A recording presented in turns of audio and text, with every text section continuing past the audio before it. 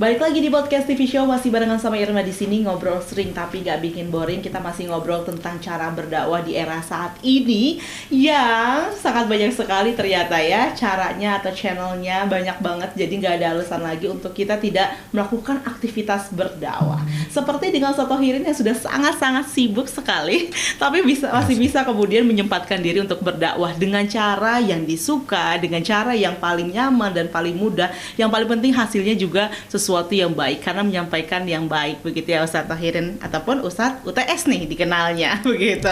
Nah, saat ini sudah ada di samping Ustadz Tohirin Mas Andri. Halo, assalamualaikum warahmatullahi wabarakatuh. Waalaikumsalam warahmatullahi wabarakatuh. Apa kabarnya Mas? Alhamdulillah baik. Sehat ya. Sehat. Tadi soalnya Ustadz Tohirin juga sudah menyampaikan bahwa ketika beliau menciptakan sebuah lagu begitu, sebuah nada diciptakan dengan begitu saja.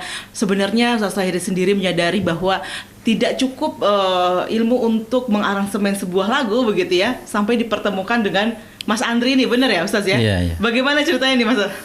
Baik ya, jadi Mbak Irma, saya ketemu dengan Mas Andri ya, dan satu lagi Mas Leo sebenarnya.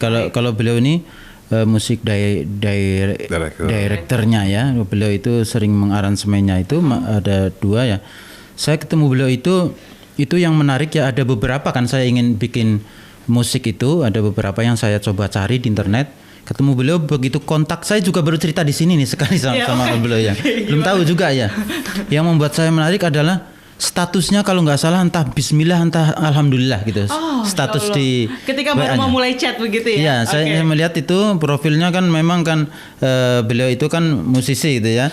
Tapi pas saya lihat unik gitu. Di situ statusnya kalau nggak pokoknya Islami seperti itu ya. Terus setiap menjawab sesuatu itu selalu Alhamdulillah, selalu apa itu ya. Jadi kata-kata kunci itu yang membuat saya kemudian cocok gitu. Baik. Begitu saya main ke studio, betul memang saya senang. Jadi saya sudah seperti saudara. Jadi disitulah kita berkolaborasi. Dan kemudian karena beliau ini kan ahli ya ngarang lagu, teman-teman menilai lagu saya gini, ngarangnya seperti apa, terus oh ya udah itu betul katanya. Ngarang lagu itu yang betul ya kayak Bapak ini. Jadi pakai feeling saja, kalau dirasa enak itu berarti lagu enak kan, begitu katanya. Gitu. Ya karena beliau tahu teorinya, saya nggak tahu gitu. Jadi alhamdulillah ketemu sampai sekarang, termasuk satunya Mas Leo. Mas Leo itu nggak bisa hadir ke studio ya karena terbatas ya. Beliau malah mu'alaf. Masya Allah. Ya Mas Leo itu. Jadi kami bertemu gitu di studio ya sudah sampai sekarang seperti ya saudara saja. Baik, bisa bekerja sama hingga hari ini begitu ya. Nah, Mas Andri, ini saya penasaran sebenarnya apa yang mendorong Mas Andri sendiri? Artinya apakah memang sejak awal sudah menjadi seorang musik director, ini lagu-lagunya selalu lagu-lagu Islami, lagu religi, atau bagaimana coba sejarahnya? Sejarahnya kita itu kan bikin selama berjalan bikin musik itu popnya ada, kadang rocknya ada, Islaminya ada, cuman yang lebih khas itu ya Islamik yang lagunya tuh yang ini yang beda gitu. Ya, apa bedanya? Bedanya UTS dengan yang lain itu dia ada ininya ayatnya ya. Khasnya UTS tuh di ayatnya, tiap lagunya, terus karakternya juga kuat ya, ciri khas lagu-lagunya juga beda dengan yang lain gitu.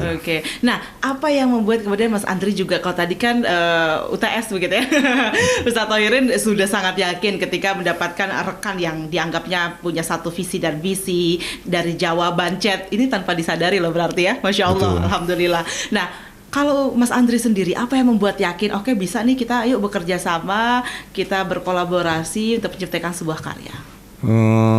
Nggak tahu ya, berjalan dari hati aja karena saya ngerasa gitu, dan saya juga ngelihat karya-karyanya UTS itu juga sangat gampang diingat gitu. Dan yang paling ini sih kalau saya garap lagu musiknya tuh sedih ya, jadi ingat tentang di dunia ini tuh cuma saat gitu. Masya Allah. Ini coba ceritanya aja juga kayaknya udah kelihatan ya agak-agak sedih kalau kembali mengingat lagi. Betul. Begitu ya. Dan benar-benar berarti apa yang diciptakan oleh UTS untuk memberikan hikmah kepada jamaah begitu ya, kepada kaum milenial khususnya dalam mempelajari agama, ini juga menyentuh Mas Andri sendiri. Iya betul. Syairnya tuh gimana ya? Ya dibilang tuh benar-benar syairnya tuh indah tuh indah, bener-bener indah, nggak dibuat-buat gitu. Oke.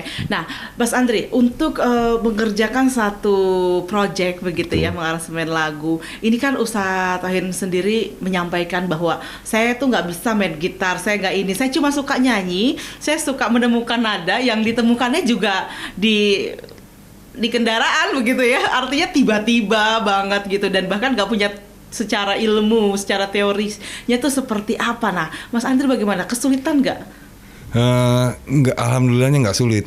Kenapa? Nggak, karena saya juga hampir sama bikin lagunya begitu. Oh, caranya seperti itu? Iya, karena saya juga nggak pakai alat musik. Oke. Tapi sebenarnya kalau orang-orang bikin lagu sendiri tuh gimana sih? Yang biasanya orang-orang mungkin yang sudah belajar tentang musik itu bagaimana secara teori?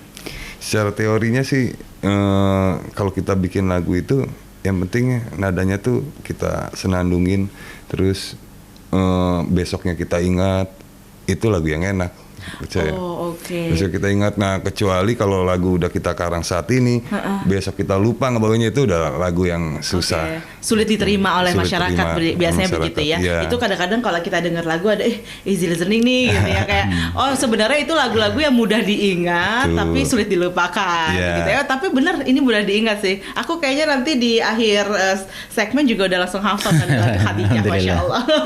Dan yang paling penting sebenarnya bukan sekedar lagu ataupun nada yang bisa diingat, tapi sebuah kisah, sebuah sejarah, betul, dan sejarah. juga sebuah hikmah yang selalu ada seperti yang Mas Andri sampaikan, bahwa itu mengingatkan kita tentang dunia ini hanya sementara, mengingatkan kita bagaimana menjadi pribadi yang baik melalui syair lagu, dan insya Allah itu juga yang akan menjadi catatan amal baik kita begitu ya. Nah, Mas Andri, tentang mengaransemen sebuah lagu begitu ya, kalau bekerja sama dengan ustaznya sendiri ini sudah berapa lama, dan kira-kira apa sih yang ingin Mas Andri tambahkan atau menjadi masukan juga untuk UTS begitu ya, agar lebih semakin baik lagi? Ya, kita kan sudah hampir berapa ya, 2 tahun ya. Baik. 2 tahun. Saya juga kalau ngasih masukan dalam liriknya, karena liriknya itu emang udah bagus terbentuk, ya. terbentuk Kadang untuk beliau ini kehidupan. beberapa misalnya di yang Khadijah itu yang pas naik untuk yang ref yang kedua itu diberi masukan. Kadang ada satu nada yang mau ditaikin sedikit gitu ya, paling dikasih kita untuk situnya. improvisasinya itu diberi masukan sedikit dan ngikutin gitu ya. Oke. Terus sama penambahan, kalau misalkan kira-kira lagunya itu, Pak, bisa nggak ini lagunya kita kasih ada ayatnya nggak? Kira-kira pasti ada ayatnya. Pasti. Karena aku yakin pasti ada ayatnya di tiap lagu itu. Alhamdulillah ya langsung connect, dia langsung dijadikanlah lagunya. Udah Jadi ayat. setiap 3 lagu ya masukan- Pak ya? Nggak salah ya yang ada. Yang ada ayatnya ya.